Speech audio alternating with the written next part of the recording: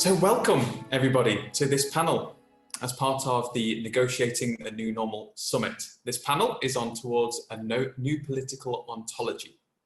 So today's panel is all about dealing with what a new nature of existence for politics could be. Essentially, we're talking about the future of politics and where we go from here. So I'll shortly introduce you to the lead negotiators involved, and across the four of them, or maybe three, we'll see, they bring expert perspectives on the global south and the role of women in politics through to the climate crisis, the media and technology and much more.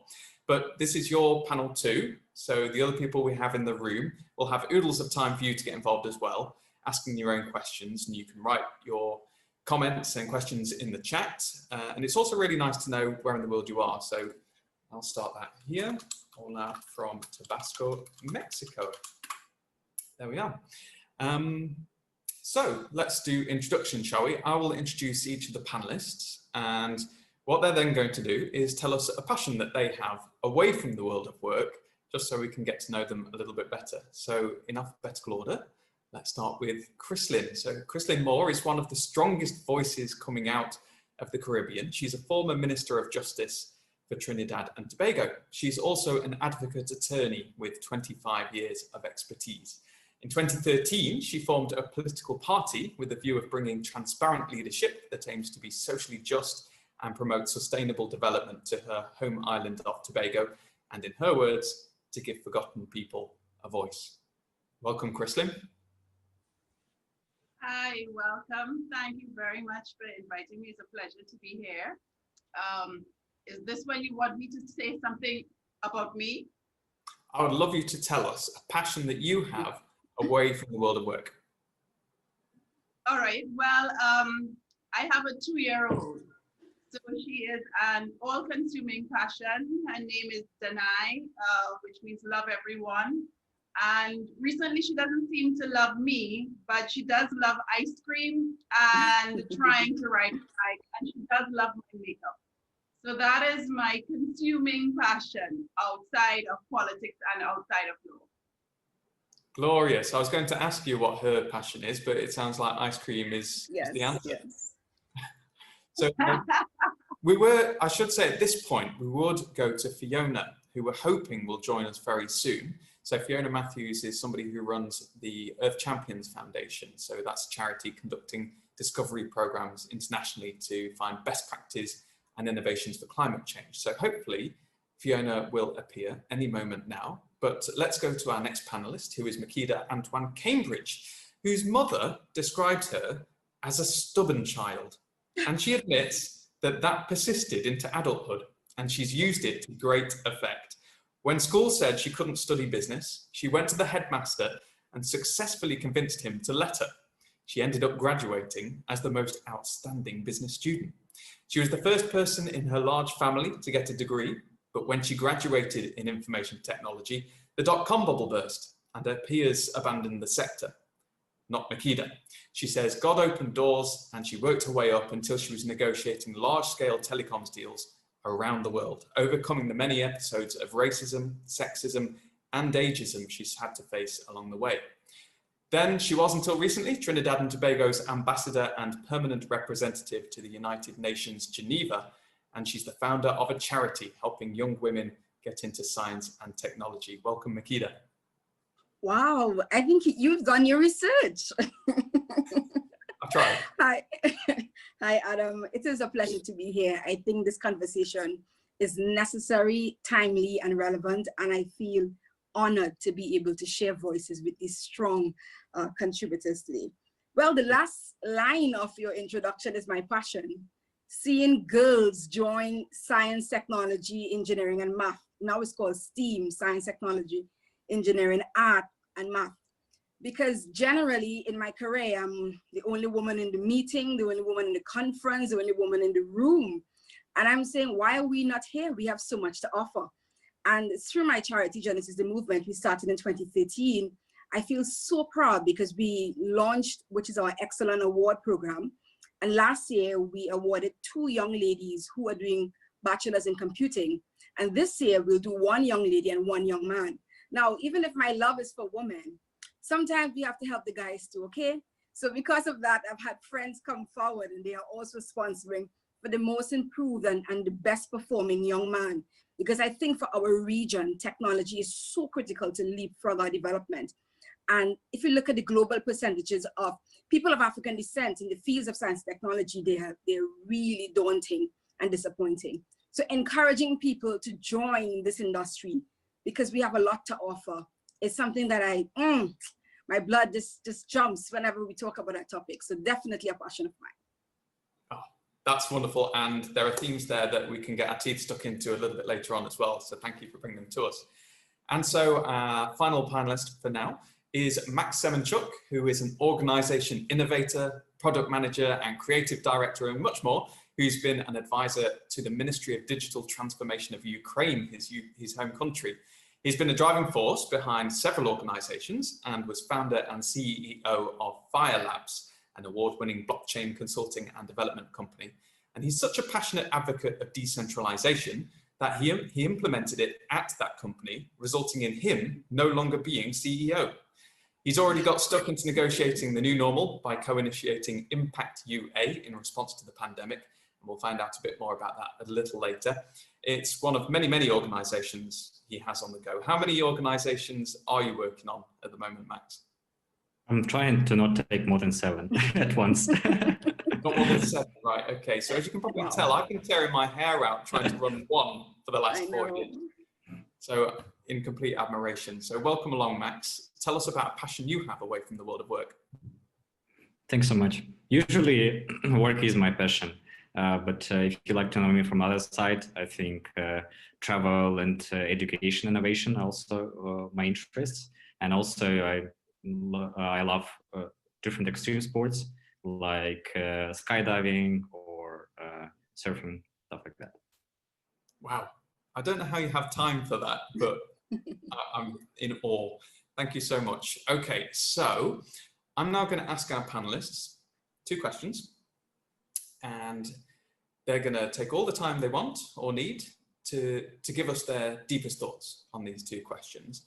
And I'd also like the other people in the room to also have a think about these questions. So here we go. The first one, what makes you angriest about the current political ontology? What makes you angriest about the current political ontology? And then also the flip side of that, what's your biggest wish for the future of politics?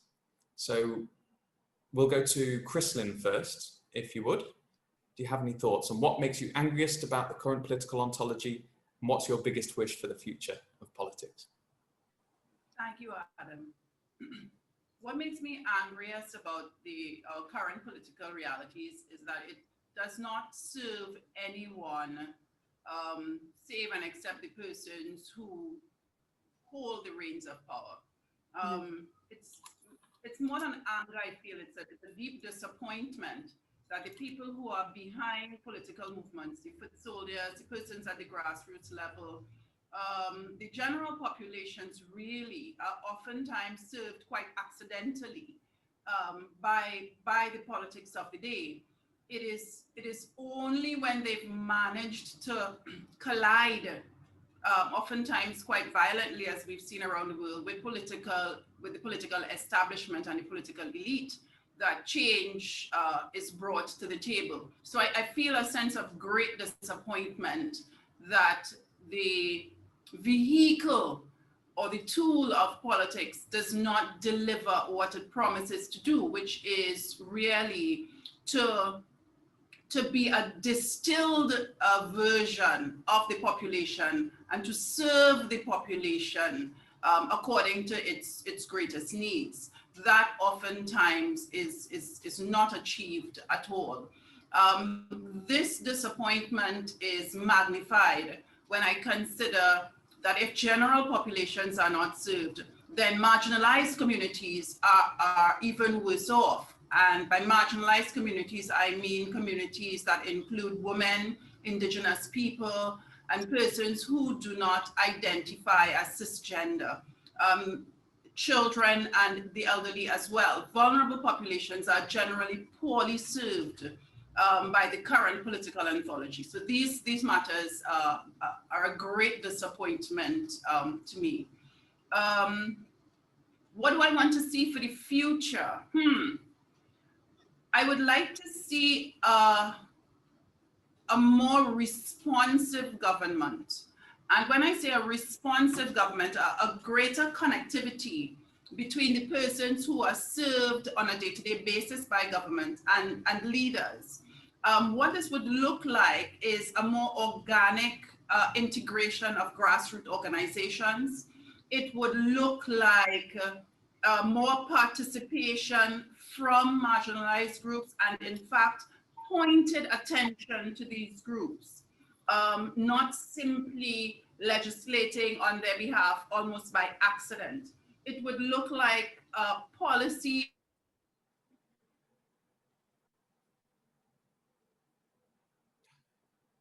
We may have lost Christlyn. Oh, she's trying to come through. Now she sounds like an 80s dance record. Okay, let's leave Christlyn for the moment, and we'll come back to Christlyn. Maybe we that could are responsive to Indigenous and will at large move to what? Wow.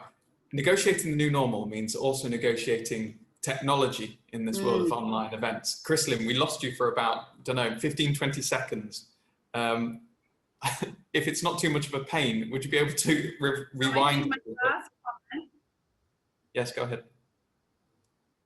I think my last comment was that what I would like to see is more responsive government, a government that not only responds to the needs of persons who exist on the margins, but actually anticipates the needs of these groups. And these would be groups that include Indigenous people, the aged, children, women, and persons who do not identify as cisgender.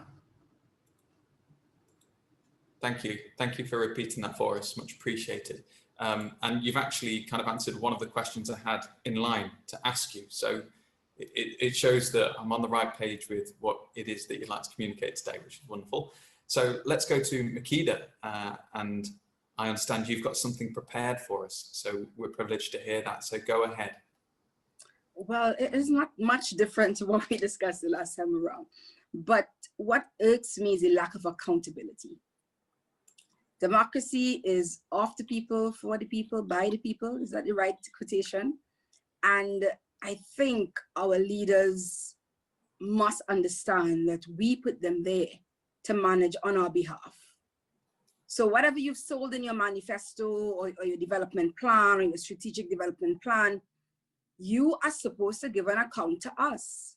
And if it has not been delivered upon, you must give us a reason why it has not been delivered. And to whomever you choose for your teams, whatever decisions you make, we should be given reports. Reports in a manner that people would actually listen. Reports in a manner based on the technology that is available today.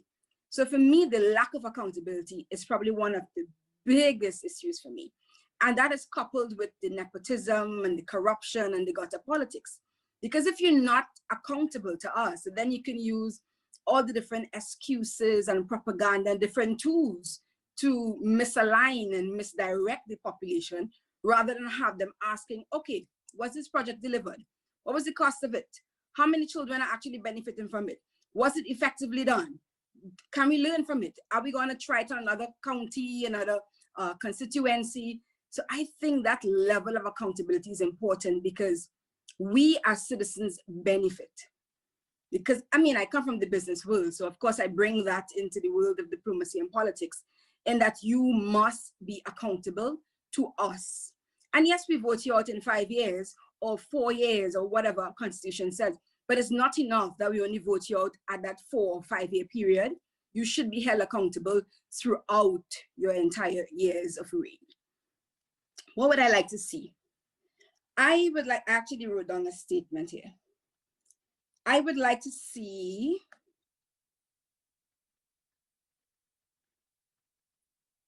a diverse, proactive, decentralized, so I know Max would probably approve, inclusive, responsive, Christlyn just mentioned, and smart system. And I say, some people might think diverse and inclusive means the same thing. No, it doesn't. Diverse means all the different groups are represented. So I'll start with that. But inclusive means that they have a real say in how their country is being run, on decisions that are being taken, and that they are being consulted. So when I say diverse, I mean all peoples, all races, all groups, all marginalized, people of African descent, indigenous people, disabled people, LGBTQ, all the different groups are represented because you are there to represent them.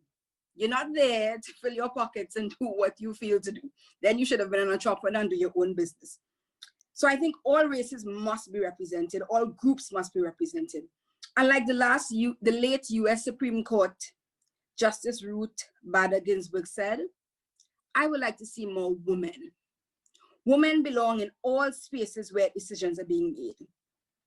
Even if we make up almost 50% of the population, we are barely in 20 to 25% of powers of position, whether it be politics, whether it be business, whether it be the boardroom. Consider that gender inequality is considered one of the biggest human rights issues we face, but it's also an opportunity for the single biggest opportunity for inclusive growth. We know of the McKinsey Global Institute that estimates 28 trillion US dollars could be added to the global economy by 2025 if countries focus on their gender gap. And we've seen with COVID-19 that the leaders who have stood out were all women leaders. So we have something to bring to the table. And I think it's about time that what we have to say be heard. I would love to see more youth. I'm not referring to youth tokenism. I'm not referring to having a youth have a position of power with no real say and no real power and no real mentorship or succession plan. Youth make up at least 25, well, it can be 16% depending on the age group. And some territories like North Africa and Sub-Saharan, more than 50% of the population. How can they manage and exclude such a big group? What is interesting to me, because we are in the digital transformation, and our generation, Generation X, the boomers, they are struggling with this technology. Our youth master the technology. Why would you not have them in the room? Why would you not let them lead on matters that they can offer? I would also like to see more cooperation with South-South. Because if you look at the countries who have developed in the last 10, 15, even 20 to 100 years, they've been countries in the South. The largest growth have been countries in the South.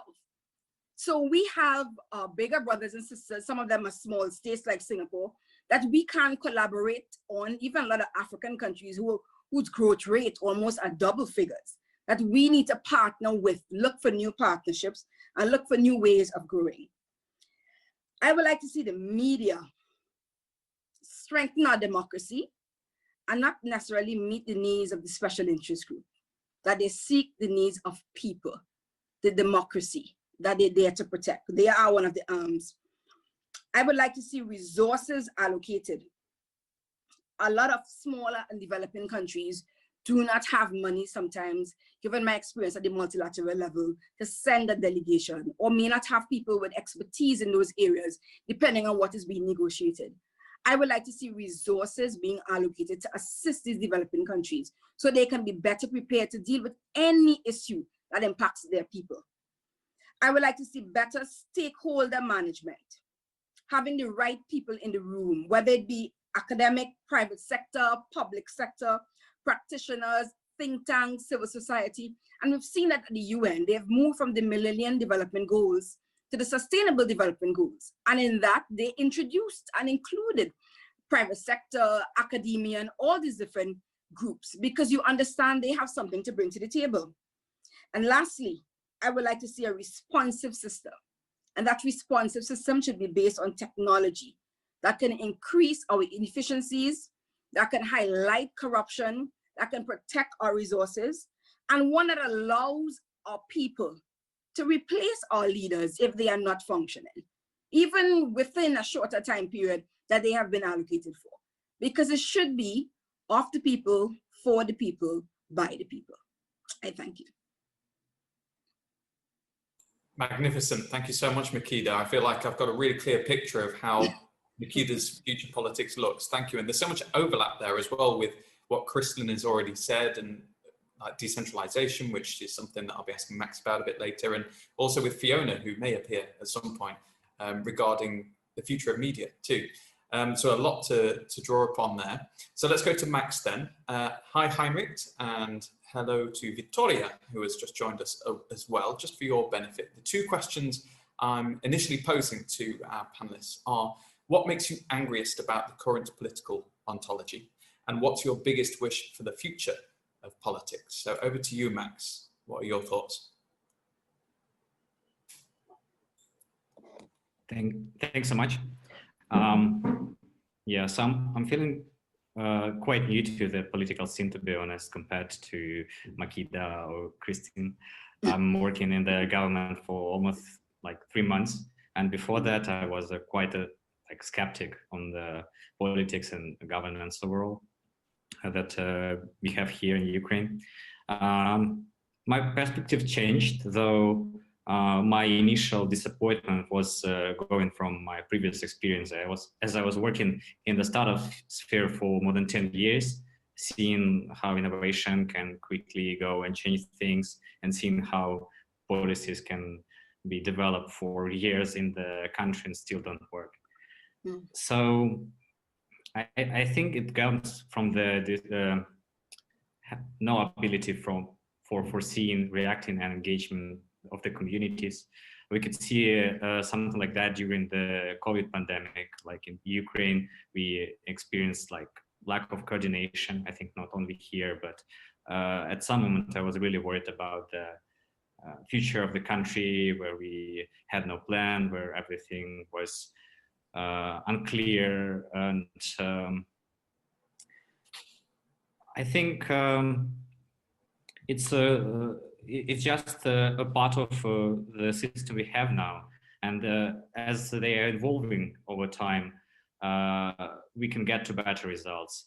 But I think this is a systematical limitations to that, and I don't blame like specific people. I know there are like not everybody's doing their best job, but I think as an IT guy and engineer, organizational geek, I think mostly from the perspective of the whole approach to the management of the system.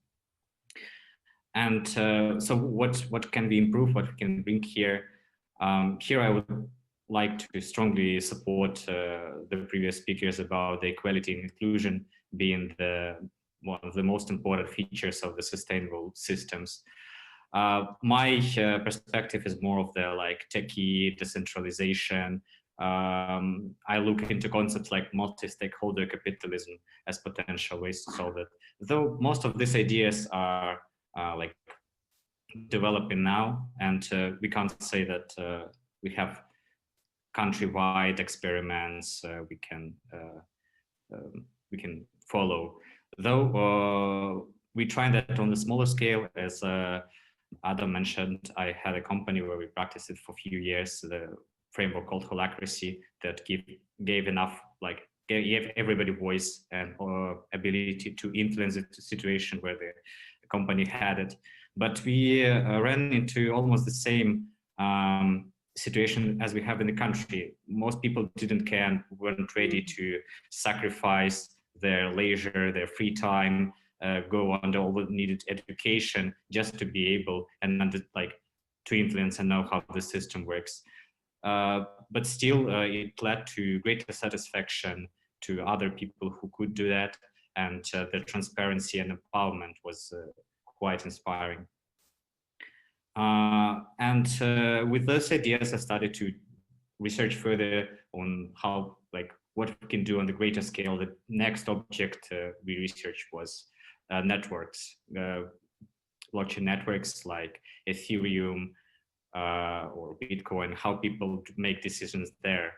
In the organization called Digger Foundation, we did different researches, interviews, experiments. And one of the findings I got is that we have really nice technology. Now we have these blockchains, we could set up organization, distribute shares, we can give voting rights, we can do many stuff. but it all goes into this education and culture that without that, people won't just understand what to do with the system. So again, with this, when we saw this problem with COVID pandemic, we tried to use these ideas to fight this problem. We used different chats, transparent reports, super inclusive conversations and decision making, and it led to some nice results as we ran around 10 projects with a group of people who never knew each other before starting, and now continuing to work even with wider scope of goals like sustainable development goals. So I could boil it down to like 3 things that I want to see more in our system is better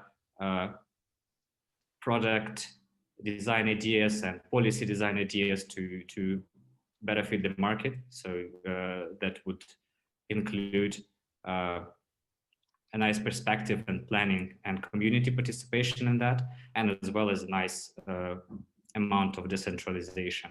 If we take any of the things from the system, it will diminish the results significantly. And now I'm trying to use the same methods working in the ministry to change the organizational culture here and to try it out on the market vertical. And we'll be happy to share the results when we have some. Thank you. Thanks a lot, Max. Yeah, so we've heard from you about a different kind of, very different kind of culture that we could potentially bring to the future of politics. And I'd say the same for Makida and Christlyn as well. You've so passionately and so vividly described, all 3 of you, how you'd like the future of politics to look. It draws me to ask, what is there about the status quo that you would like to see remain? Is there anything? And I open that to everybody. Christlyn, let's go to you first. What about the status quo I would like to see remain? You know, there is an excitement around the idea of a participatory democracy. And I like that excitement. People are excited by the theory that they can choose government and that government is responsive. And even though the idea does not bear fruit, the excitement is real. And so that is something I would like to keep. I don't think I would enjoy a democracy that is so automatic that the participation element is lost, and that it is robotic in terms of its interaction with the people. I would like if it would function robotically, meaning automatically, but I do enjoy that participatory element. I would keep that. I say burn everything else. Do either of the other panelists here, Makida or Max, have you got anything that you'd like to add to that? That is a hard question, huh? The only thing I can come up with is the term of their service. It's not too long, it's not too short. So I think it's enough time for a leadership to show themselves. And if it doesn't work, at least enough time for them to remedy whatever is their focus. So I think the term 4 years, 5 years can remain. And what do you think about that, Max? So that was really a tough one. I'm always trying to find this like single edge I'm working on and leave everything else as is. So after the changes, I can see how it fits, you know, so I always need this status quo to make the progress. Though I understand that at the same time, many people are working on the different edges. So it's hard to say, you know, what I think in every field, there is something to be improved. So one of the other themes that you've all touched upon is authentic, true diversity and inclusion. in politics, seeing people on the margins represented. Christlyn, wasn't it the case when you were forming your political party that an overwhelming number of older people, but some younger people as well, felt that a woman's place in leadership shouldn't exist? So if that's the case, how do we need to change politics to change those perceptions? That we have to create an enabling environment from a much earlier stage. It is difficult to change the culture of adults when they are adults. So that we have to create an environment, and it goes right back to Makeda's heart desire that we see more women come to the fore in tech and in politics and in business. It has to be normalized. So in my country, what would assist in the normalization process is, first of all, the educators being educated, because oftentimes the dissuasion comes from the subtle or not so subtle messages that you receive at the feet of educators. So you would have teachers, corralling boys into tech, into STEM, and they will corral girls into soft skills, nursing, teaching, etc. So the educators have to unlearn their prejudices. That's one aspect that I think is really important. The other matter is that governments, whether they be local government, federal government, or offline governments, for want of a better phrase, we have to start building a framework for success, building a framework for the normalizing of women in government, in politics, and in business. And what does that look like? Well, it could look like government-sponsored camps, STEM camps, specifically targeting girls. It could look like government-sponsored, NGO-sponsored, grassroots-sponsored advertisements informing populations, students, parents, etc., how valuable girls are to communities and the historical input that women have had in the country and in the world. It could look like more and more women's organizations that don't seem to be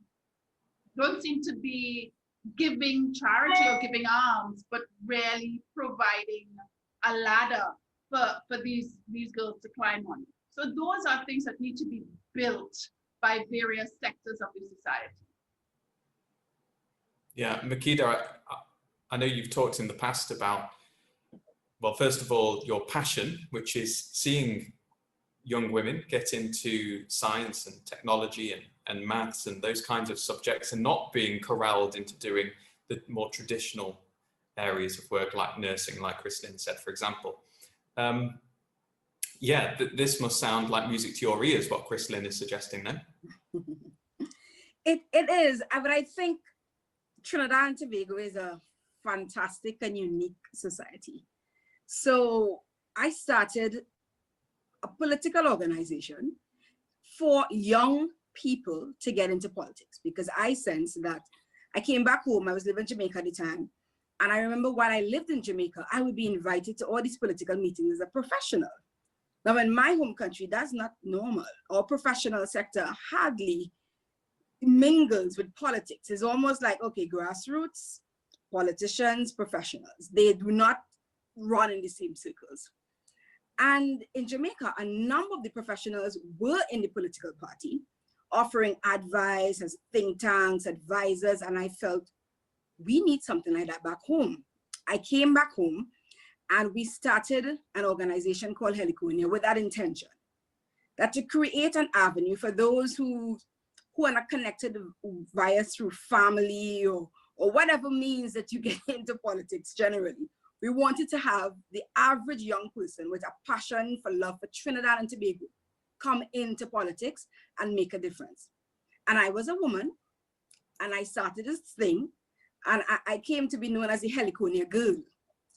And we would get so many messages inbox. Are we starting a political party? How can I join? I mean, anywhere I go, like senior people who don't even meet the age group, can we be a member? Can I contribute? And I said, so there's a need. There's a need, there's a gap, there's an interest, but there's still a fear. Now, my personal experience as the leader was amazing to see the country embrace the idea. But the fight down was so intense. Because now that you've created this, it's like, we want to tell you what should be your agenda. Or you find those who say, oh, you're a woman, you don't have enough resources, you're not as powerful. So let me remove you, take your organization, remove you and put who we want there. So as a woman, sometimes you saw the fight and I would ask like other people, is this normal? Would we behave like this if it was a man that was leading this thing? So I think as a people, we are not averse to having women leaders. I think we will respect women as leaders because we have good experiences. In my humble opinion, I know people even in and out of politics who have been role models for me. But I think the system is designed to pick and choose who they want there. And if you are there, you must be almost obeying their rules. And I know this is across any political party because I have friends across the board. Because sometimes when you fight for your country and you may not have the ammunition to support you or to protect you, there are those who feel that their interests are more important for whatever you're fighting for, whatever you think is important. So sometimes as women, which is the same issue in business, we don't have the financing, we don't have the backing, we don't have the right contacts. If you don't come protected in these power places, it's just a matter of time that they try to beat you down or frustrate you, and so you leave. And we see it in the tech world because even because of COVID, we're seeing 1 out of 4 women prepare to leave their jobs because the pressure is so much. If you do not have the support systems in place, you're not going to stay. Because a lot of women I know who are in leadership, you do it because you love it. You're not doing it for name, you're not doing it for title, you're not doing it for money. You're doing it because you feel a passion for this. And sometimes if you're purposeful, you can choose to work your passion in different avenues. So if you feel like I am not getting the results that I want here, well, I can try here. But men are designed, in my humble opinion, a little bit differently. They will fight to the end. They're unhappy, they don't like it, they don't care. We're not leaving, we're fighting to the end. Whereas a woman will say, you know what, thank you, moving on. So I think the system, much like Christlyn said, and it should be starting from your education and even all the different political systems, legislation, whatever, needs to protect women and young people and other groups that are not in positions of power when they get there. Because unless you are convinced that you should stay here and you build the right relationships and you dig your feet in and you fight for it, you will find that you lose interest because you're a part of it, but you're not really included. So you're in the room, but you don't really have much power to make any real decision. So you feel, well, let me go elsewhere. And so to Christlyn and Makida on that basis, what have you learned in your journeys as female leaders that you'd like to share with women and perhaps other people on the margins who are navigating their own journeys in leadership? Allies are important. And, you know, Makida said something, you know, very interesting, that when you set out to lead, particularly as women, I have found that there's always somebody willing to set your agenda.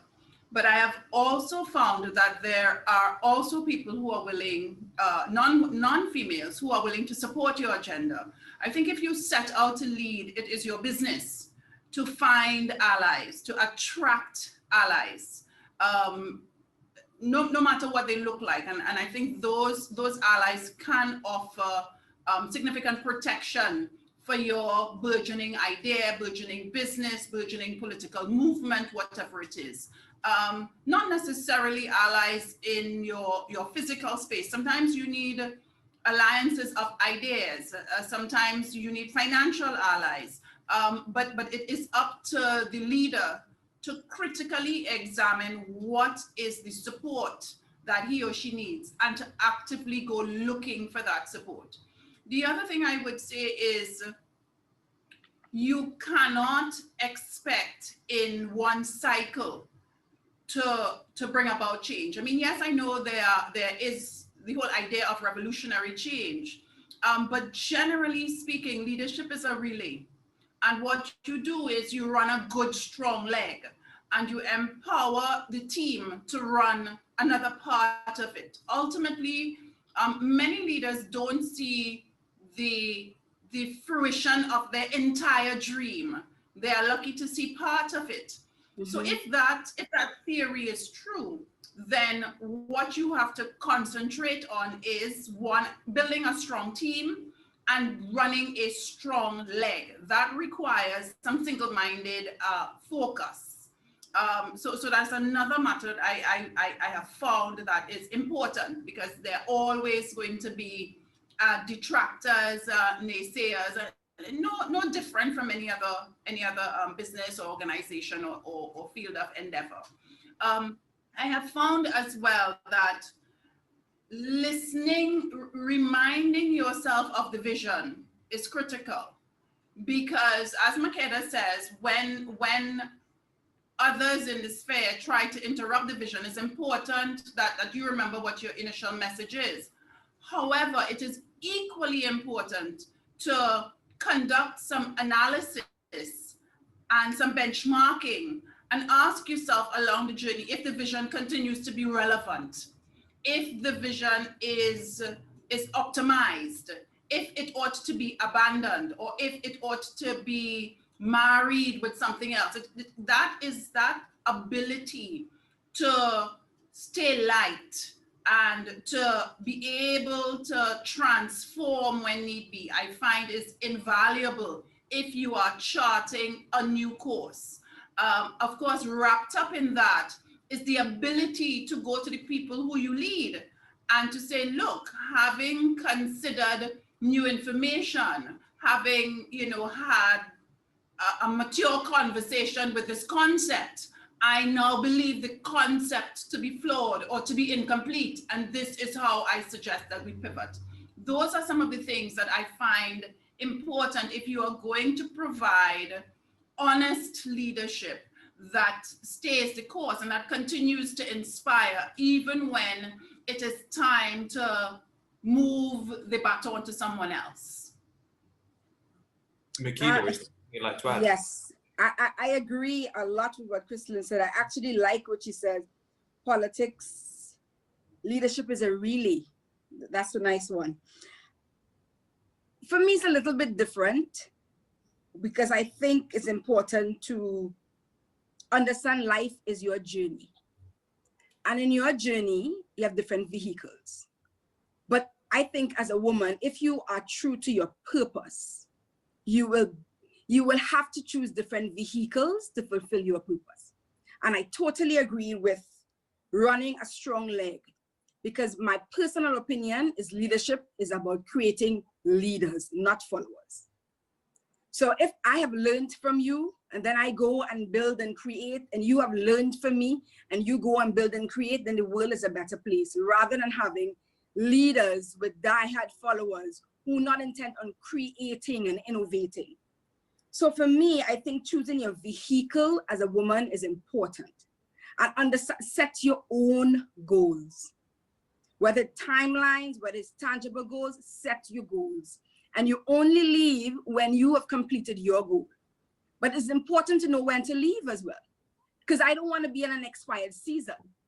If my time and my purpose has been fulfilled, then I'm ready for the next assignment. And one of the role models I always draw from is Nelson Mandela. Many people were surprised when he chose to resign after one term. People felt like, that is yours for life. You fought for this. But he said, I know when it's my time to leave. And I think understanding that, because sometimes I am Christian and I am very spiritual. So for me, it's important to understanding what is the purpose of this season of my life and what am I focusing on in this season. And as I say to my friends, I go hard. I go hard, I work ridiculously long hours, I make sure I have the best people in the room, and I totally agree with what Christlyn said about creating allies across the board. Different races, different sexes, anybody who shares your vision, you want to work with people like that. And sometimes coming from a small village or a small country, we're not socialized like that. We are gravitating to those who we know or who come from where we come from, or who went to our schools. And I think for women, it's important to understand the world is your playground. The world is literally your playground. You decide what you want to be, you will just find opportunities finding you. People will say, oh, you're doing this. Oh, I recommend this to you. I recommend, I say, oh, okay, thank you, thank you. So I believe once you know what you want to accomplish, you choose your vehicle and stay true to your journey of your purpose and find the right allies, then you never lose. You only learn. Doesn't matter how bruised leadership sometimes can be. You never lose, you only learn, because then you're just being prepared for the next task and the next assignment and the next purpose. So I would share that. Lovely, thank you. If there's anybody else in the room who's inspired to leave a comment in the chat with your own thoughts, or you have a question for the panel, please do go ahead and leave it there. Max, in the same kind of area, when we're thinking of representation and diversity and authentic inclusion in the world of tech, we've been hearing this summit so far, especially from someone called Renee Cummings. I don't know if you've heard of her, who is an AI ethicist. She's been talking so powerfully about how important it is to prioritize keeping checks and balances on how the technology is developing. And she's been talking about how it's important to have inclusion, and actual representative from the complete spectrum across society involved in making and controlling that tech to ensure that its impact is just. So on that theme, on a legislative level, do checks need to be put in place to ensure that diversity in technology, would you say? Well, I would really love to see that, though I'm not sure that something like that is happening already and how it should look like. But I clearly see that, like technology, we have not so great equality here in race and gender, and that clearly leads to kind of one-sided solutions. I kind of think that whenever we do a really wide use to, I don't know, government application or any service, we always need to start with identifying key stakeholders, and from those stakeholders there should be really I really like this idea of difference between equality and inclusion, and this principle should totally be somewhere in the planning of the systems. And we might see other types of groups. For example, with this blockchain market we're working on, when we say about improving inclusion, we mostly say about people who don't use financial services now for some reasons. So planning and including all people who want to serve is really important. Mm-hmm. And another theme that overlapped when you were all talking about your biggest wishes for the future of politics was decentralization. And I get the sense, although I'm no expert, that would lend itself towards greater inclusion, and greater equality, and greater diversity in all areas of life. Max, could you share a little bit about, first of all, what do we mean by decentralization, and whether you feel that should play a key part in a future political ontology? Sure. So what I'd like to add, first of all, is that like in the space of work, we talk about centralized system, decentralized, and distributed. So we all know what is centralized, right? like all decisions come from the one place, and there's just different levels of realization of that. In the decentralized system, we have different bodies that can do decisions, and we already see that as well, because we at least have like legal branch, we have executive branch of the government. So there are different ministries, bodies, institutions. So in a way, we already are decentralized. We talk about greater dimensions of decentralization. For example, in Ukraine, the reform is working now. It should allow, we have these regions, like 20 plus regions in our country. And so for every region to have greater control over their use of money, over the decisions, so they can be more innovative, and like in the US, where they can try some policy in one state and see what they can translate it to another. So we're just trying to move to this greater decentralization, and thus in different centers like that, there could be allow emergence of innovation. And the distributed systems, as we like to see them, should allow connections between all the levels of local, global, between all the different fields. And we see that currently, for example, in Bitcoin, where all the world works together and nobody knows each other, and there's just trust in the protocol. So we're too far from real examples on the big scales, like not big scale, Bitcoin is quite big, but from the complexity side. So in Bitcoin, we have just one transaction of money from one person to another. And when we talk about so many layers of complexity, of understanding the stances of different societal groups, of proper ways to develop that, we are just experimenting with it. But I think decentralization and moving significant power rights to the local centers is the step towards that. Thank you. And Makida, you talked about decentralization as well. Following on from what Max has explained there, how would you like to see that materialize? Currently, I'm based in Geneva, and they practice direct democracy in Switzerland. And my husband and I are always amazed, because we will get letters coming to us via mail saying that you need to sign up to support something. They probably want to change a street. They want to make it one way. And I would always smile that you have a say.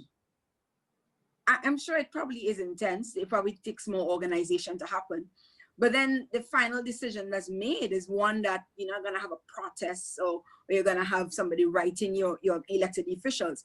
So I would like to see decentralization inclusive at all levels. So in Caribbean and some post-colonial societies, we have like local government, then we have the MP, and then we have the national government. And whereas some decisions affect your region, but much like Max is saying, people should know what is going on when that decision is being made. They should have a say, okay, we want to have a decision in the next 2 weeks, please come and give your consultation. Some people choose not to go. They choose to say, well, they're going to do whatever they want to do anyway, so I'm not going to go. I'm not going to waste my time. But I think if you convince people that this is in your benefit, they may be more interested. And I would like to see technology used, because you can be sending people email messages, you can have WhatsApp group, you can have different forms of technology that allow people to be connected. Because there are a lot of WhatsApp groups that are used for political parties to campaign, to get you to come out to this meeting. But then afterwards, is really used to really include you in the decisions that affect you. So I would like to see technology used in all its different formats. And it could be more complicated like blockchain, where blockchain is considered the most decentralized of all technology, where even if you think about land and ownership of land, you don't have to go to the government. You can know what is going on. You know who is being owned by. People can go and rewrite that technology and take your deed. That level of ownership that they're not accustomed to, I think is so revolutionary, because you feel like this is my village. This is my country. This is my community. So it doesn't have to be the most expensive technology or system that have to be deployed, but you can start at the very smallest level. Whether it's a drain that is being clogged, whether it's a school that you need, whether it's children in your community that need tablets in this COVID-19 times. But allow people to be part of the decision making. And it might take a little bit longer to have them jump on board because they're very unaccustomed to this. But you might find some people are interested in their future. And Generation Z, they are very politically involved. They are one of the most awoke, as we would say in urban language, generations. They care about racial equality. They care about climate change. They care about their world. So allow them the opportunity to be included. Max, following on from that, Makeda's advocated a greater use of technology. What are the most important technological developments that you would like to see used in the future on a political level? Yeah, sure. So I think everything becomes political. Probably you haven't heard, but there is one of the biggest companies in the space called Coinbase. And recently their CEO, for the sake of business, they issued this like statement or vision of the company being not political. And that led to a widespread debate like in the industry, because the whole blockchain is kind of a political idea in a way, right? So it brings these ideas of decentralization and even like to some extent like crypto anarchism or something like that. So I think from that point of view, everything we do has some political, color in a way. And what interests me most, I think it's better way to tackle this question is the decentralized finance and blockchain and totally artificial intelligence and machine learning. Those are, I think, biggest drivers of that. And also biggest drivers of hopes and fears in a way, because we also could see some attempts to do the digital dictatorship, and we already see something like in China like that. So it's hard to know how it will turn out, though we also can't stop developing those technologies, because whenever we wanted to know, the whole world does it, and we're just in this new race again, I think. Thank you, Max. I see that Fiona has appeared in the room. Fiona, are you there? We can't actually see her video, so it may be that she's not quite ready yet, but hopefully Fiona, who is going to be our fourth panelist, will be able to join us very soon. Hi. Hi, you're there, Fiona. Put your headphones on. Sorry. I can hear Hello. Ed as well. Wonderful, Ed. Sorry. Hello, Fiona. I said hello. How are you? Yes, we're both here at the moment. We can't see you right now. Oh, sorry. Hang on. Is that better? We can, no, your camera isn't on at the moment. Sorry. Oh, right. Aha, there we go. Hello. How are you? Thank you so much. It's a privilege for you to join us. So we've still got about half an hour left of our panel discussion on towards a new political ontology. So I best introduce who you are, Fiona. So you're the founder and CEO of Earth Champions Foundation. It's a charity that conducts discovery programs internationally to find best practices and innovations for climate change. And the first person to give the award was the aforementioned Nelson Mandela in the year 2000. And previously, you were a reporter for some 20 years, and you grew exasperated at the very heavy focus on negative news. And you were once told by a chief of staff, how many times do I have to tell you good news isn't sexy? And you responded, one day I will make good news sexy because we have to. And that's a commitment that you followed through on, with your current quest being to discover local heroes for global impact. Is that right? That's you summed it up beautifully. Can I hire you? Thank you. Yes, you may. That's true. Thank you. Good. Thank you, Adam. That's perfect. Yes, I believe, all the years I used to meet exceptional people, and so often in drama and problems, I also met incredibly brave, courageous people. And more importantly, humble people. And I went to file a story when I was working in New York for a little while. I did a story 1 week about poverty and people dying of cold in the ferocious winter we were having. And they were finding people in the morning who died, who'd been on the streets. And I rang the chief of staff a couple of weeks later, I did other stories in the meantime, and said, I've got a great follow-up story, a really positive one. The community got together, they bought an old building, they're renovating this place, they bought a soup kitchen. And it's so great because there's this enormous movement now, it's being replicated.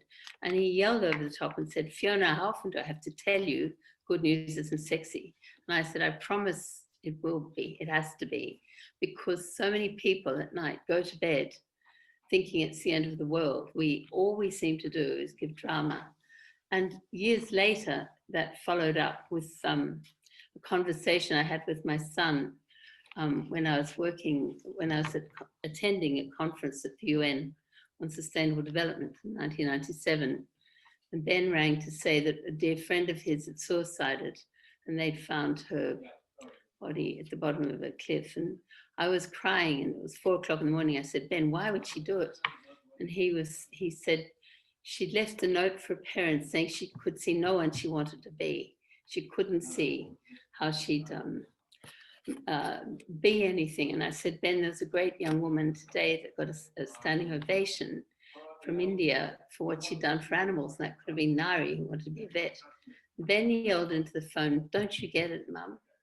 What does the media give us? I said, what then? And he yelled, rock stars, athletes, and criminals, and slammed the phone down.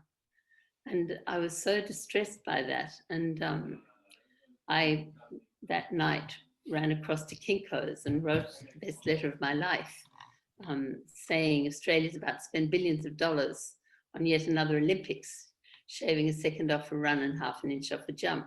Why aren't we benchmarking that with the everyday heroes that are changing the world and championing the earth? And why aren't we putting that together with the Olympics the week before, where we borrow the world media? And as Ben also said that night, you're in a private club. How do we hear about them? And I thought we have to take it out of just a few of us struggling, and we have to take it to everybody, because everybody wants to know what to do. And there are no global benchmarks like there is for tennis or football or cricket or chess. But we've got now the wonderful SDGs, but the public don't know how to apply that or how to participate. We need to let them select their own heroes, their own local knowledge, their own indigenous wisdom, and put that together as their commitment and their appropriate work to give back to each other. It's not about competing, it's about finding knowledge and wisdom and sharing it together quickly before we sort of muddle on into chaotic climate.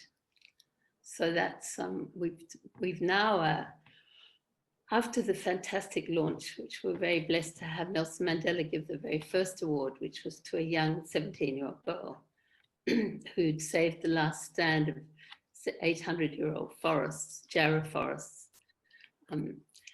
We have subsequently worked in China, Switzerland, India, and Britain. And we've got now a teaching manual.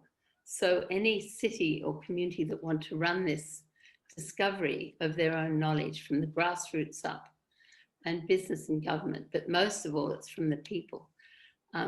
We're very happy to give you the manual and teach you how to run it, so that you can discover wisdom that you have no idea is there. We've got 448 accredited Earth Champions, and it's a process, not just with the local evaluators, but the global ones with the UN, IUCN, and WIPO sit on the global judging or evaluation. So, and then that comes back to the community. We also got permission from the IOC to borrow that the week before for one day, where we can showcase the Earth Champions. So it's finally, well, Japan didn't happen this year, but it doesn't have to be. It needs just to be. It's something where the world is looking and mums and dads sit back and go, well, if my neighbor can do that, or if they can do that, why can't we do that? And we begin to learn quickly. So that's, I'd love to know though, Adam, where you were all speaking about. I shouldn't really dominate what we're doing. It doesn't matter really. Well, what an emotional roller coaster of an introduction that was. Absolutely gripped by what you've had to say. First of all, I'd just like to open it up to our other panelists to respond to some of the topics Fiona's brought up there. If anybody feels so inclined to do so. And also, let's open that up to the other people in the room as well. Remember, this is a panel not just for the panelists, but also for the people who are enjoying being a part of it as a viewer. So if you do have any questions, just write it in the private chat, and we can also bring you on screen as well. Yeah, is there anybody, Max, Makida, Christlyn, is there anything that you'd like to say in response to Fiona's words about the media and its role in portraying not just doom and gloom, but positive representations of what the future can look like for people? Hi, yeah. Hi, Fiona. Hi, Christlyn. You know, I have really been concerned about languaging in the media, particularly in my country as it relates to spousal murder and domestic violence, acts of domestic violence, acts of violence against women. And the reporting is not wise. It may be accurate, but it is not wise. And I am really encouraged, you know, talking to you as a media practitioner and somebody who has dealt with, you know, sensitive issues that led to a transformation of your own life. And I would wonder if you had any advice for media practitioners dealing with sensitive issues, particularly sensitive issues that are, you know, life-changing, life-altering. What would be your advice? It's a really good question.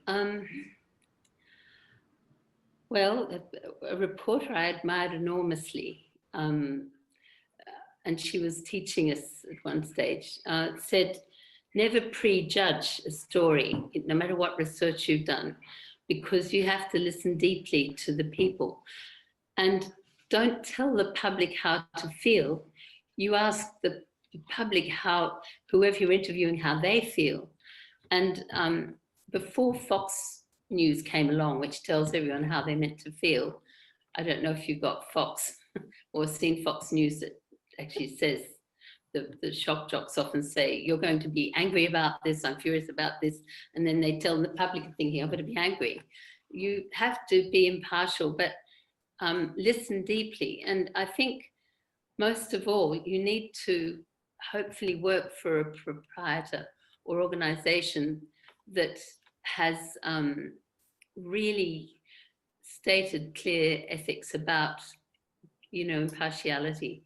And most of all, allow people to speak personally from their experience. A really wonderful young journalist friend of mine here in Australia, because although I've been living in Europe for 16 years, we find ourselves here because of COVID, which I'm very happy to be here now. A girl called Jess Hill has written a book called Look What You Made Me Do. And it's all about domestic violence. And it's a universal thing. She took ages to do that, but it's very hard hitting. And it's hard hitting because she genuinely listened deeply. And I'm only halfway through the book, but it's profoundly moving. And in answer to what you ask, I think to practice the old system of giving 50-50 to one position and then another is important. I think you need to give a whole picture, not just one person's view of that system. Are you, Christlyn, I'm sorry, are you also in the media? I'm sorry, I don't know. I've been rushing around a bit. I am not. What field are you in? Law? Law and politics. Ah, yes, of course. Well, politics, I think, has a very important role to play, because it's very important if you have the power to make sure you have a balance in the media in terms of representation. In Australia, there's a big debate right now about, and I've just come back to hearing it all, about Rupert Murdoch's power. He owns in 4 of our states more than 70% of the media, which is appalling, because you only get one point of view, which is very, very, very right wing, you know, supporting Trump's sort of ideals and being climate deniers. So Australia really is living in quite a fog here, compared to Britain, which has declared a state of emergency about climate, and Europe. And it's a great pity, because Australia used to be leaders in climate change. But we've had a series of politicians giving away more and more power. And therefore, the reality for a lot of everyday people here is a deep sort of sleep about what's going on around them. You know, they know about football and cricket and tennis, but they don't, and violence, but they don't really hear about the world stage of things that affect their lives. So do you have the power to set a paradigm that will make it safer for your community to hear a balanced story about their lives? I think we do have some media protections, quite a lot actually, some media protections, and there is a general media commitment to fairness. Our media industry is open. It is working towards bettering itself, no doubt. Adam? Yes, I just wanted to make a note that the eagle-eyed amongst us would have noticed that Max has had to drop out, so he was scheduled to join another meeting on the hour. So he's just left us a final thought. He says, I love the group we had together, truly diverse, dialogues like this help us build the bridges needed.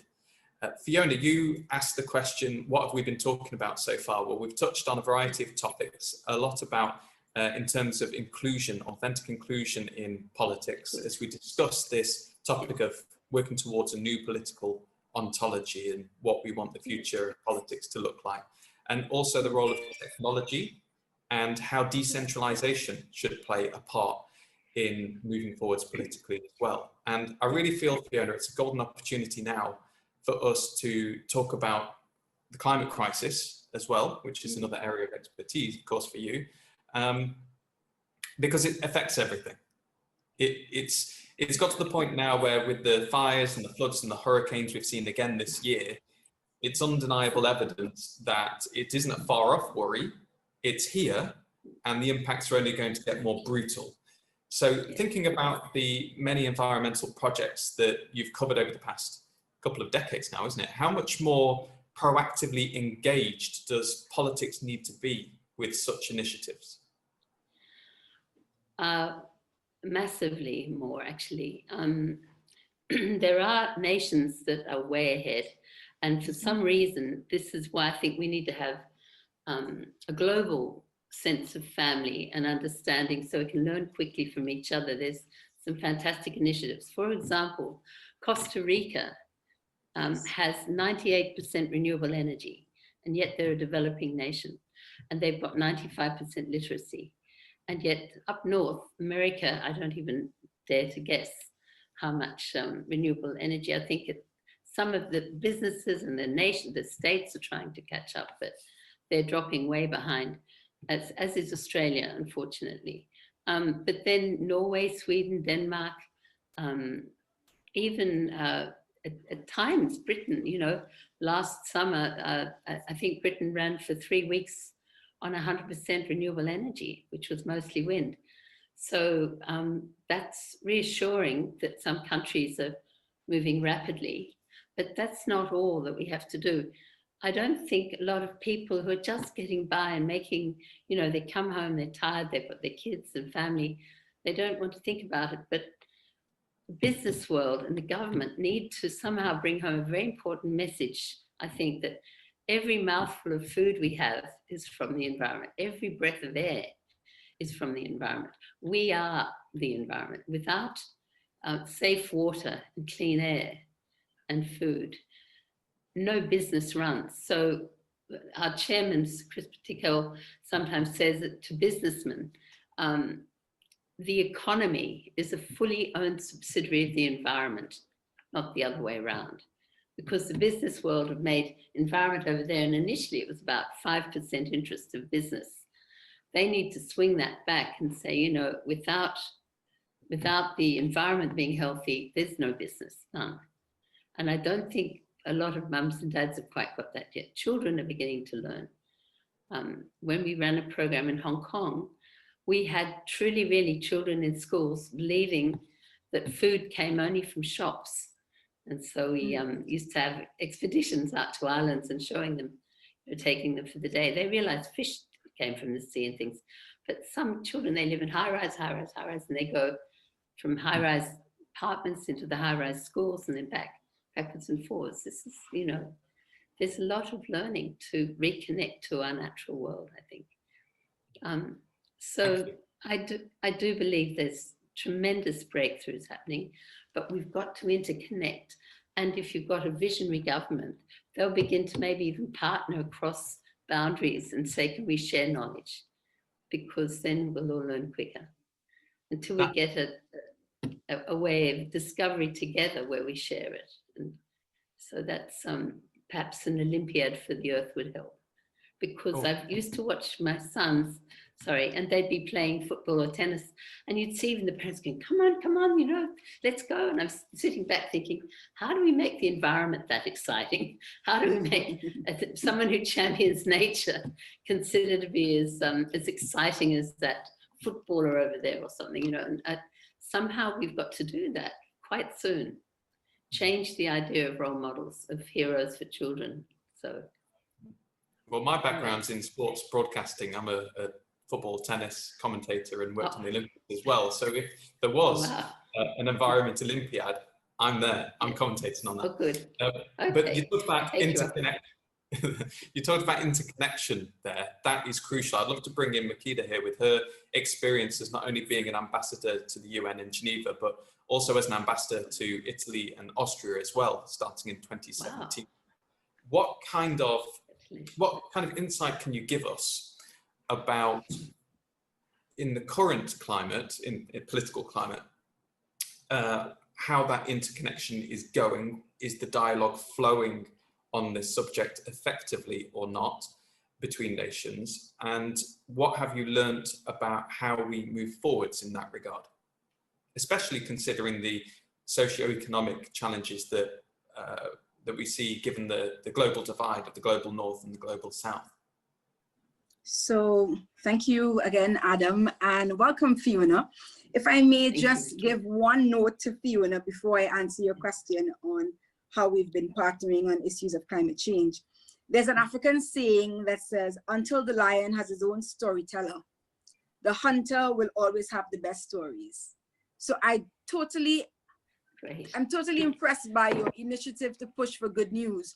But what we've been seeing is that social media has been a tool for good news. So much so that heroes from the marginalized, from communities who would not have normally gotten the media's attention. You go online, you share your story, people are sharing good news, and then you find the traditional media pick up that story. So I think social media, whether it's YouTube, Twitter, Facebook, Instagram, they have been quite useful in spreading good news that you would not normally have from traditional media. With respect to climate change, there are a lot of discussions at the United Nations on that multilateral platform, and there's a lot of encouragement. You will find for the Global South, and especially Caribbean islands, there's been a loud push for climate justice, because we are not the ones who have been contributing to the high emissions and to the climate damage, but we're the ones who have been disproportionately affected. We're the ones seeing more frequent hurricanes almost destroying our small islands. You see what happened with Dominica, what happened with Bahamas, and we're seeing them more intense and more frequent. So we have been speaking up and saying, listen, everybody has to take accountability for their own country, but you also have to look at islands and countries who are disproportionately affected. And you will find that conversation is cutting across UN organizations. It's not necessarily sitting in the disaster management agency only. That conversation is happening at the WTO, is happening at UNCTAD, is happening at ILO, is happening across the board, because you realize climate change is not just a scare, it's a reality. And we've been seeing, as islands, our temperatures have been increasing. I think Trinidad and Tobago was like in the 40s a few weeks ago. We have never been that hot. I've lived the UAE, and that is normal for them. We have never been that hot. We've been having unusual weather, where there's the sea reclaiming its land, where there's extraordinary flooding, and we are most southerly of Caribbean islands. So we don't normally get hit by hurricane. So everybody have been seeing the impact of actions of our bigger countries, of our northern countries who are contributors. Our leaders have been very vocal on this matter, and there has been a lot of collaboration. Well, not a lot, but there has been some collaboration, because there's a need for infrastructure, whether it be recycling, whether it's recycling equipment, whether it's recycling bins.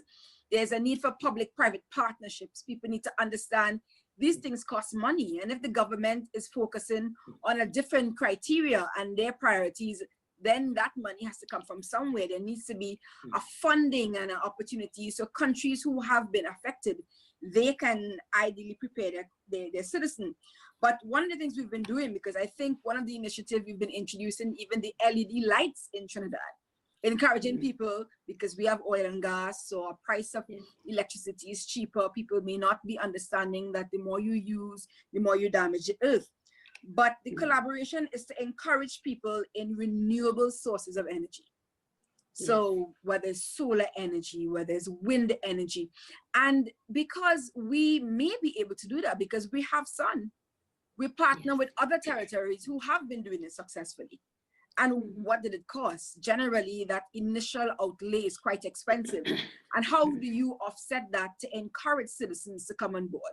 What incentives as a government, what policies have you put in place to encourage people to come on board? So this absolutely requires a strengthening and even a greater push between Global North and Global South, because we have been the ones most affected. And we have been articulating this through climate justice proposals. But even if there is some collaboration, more needs to happen, and more needs to happen urgently. And if you would have listened to the General Assembly, you would have heard our Prime Minister speak on that. Dr. Keith Rowley, Prime Minister Mia Motley, you would have heard them speak on that, because this is affecting our bread and butter for many of the Caribbean islands. I expect, I've been in Geneva. We worked in Canton Vaud, running our program. The IUCN and Achim Steiner launched it for us because we wanted the IOC to see that this worked, and it did. We found dozens and dozens of Swiss Earth champions. But when I was there, friends of mine in UNEP in Geneva, they were working on a very interesting model which could help you. And that was they'd done a modeling for the economics of the free services nature gives us. Now, in a lot of the developing nations, you have something the developed nations are losing very quickly. You've often got more forests, you've got fisheries, you've got a richness in the natural world. And that natural world has been given a price, even though I think that's a dangerous precedent in some ways, to put a price on nature. On the other way, maybe the only way at the moment was such as a materialistic view, ontology, the essence of what business thinks. If they really ever had to replace the ability to clean water or air as humans, we couldn't afford it. And it's, I can't remember, but it's trillions and trillions of dollars that the nature, the natural world gives us every year. I meant to look it up before today, but I've been running around all day, and I'm sorry, I was confused about the time again. I was looking at the timing here. We're at the other end of the world. It's the middle of the night now, you know. Yes. So, but do have a look. I'll see what I can do and post it for tomorrow to find it. But it was a very important study. And I think also you're absolutely right. We need to do technology transfer free to recompense And if government wants to put in place, we always ask governments also to participate in our program and to nominate what they think they're doing well.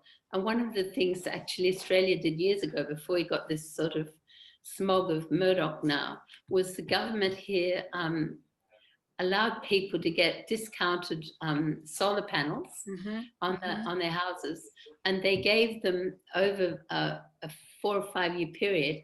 They got repaid for doing it, but it meant that so many people with that uptake were so excited about it. This is, we put on our house years ago, maybe 12 or 15 years ago, I can't remember because I was living overseas, but we did it. And it replaced two power stations. So many Australians put them on their roofs. Now we got repaid, bar maybe 25%, because we fed into the grid, and when that offset what we would have been paying, that could so easily happen in the Caribbean islands. Yes.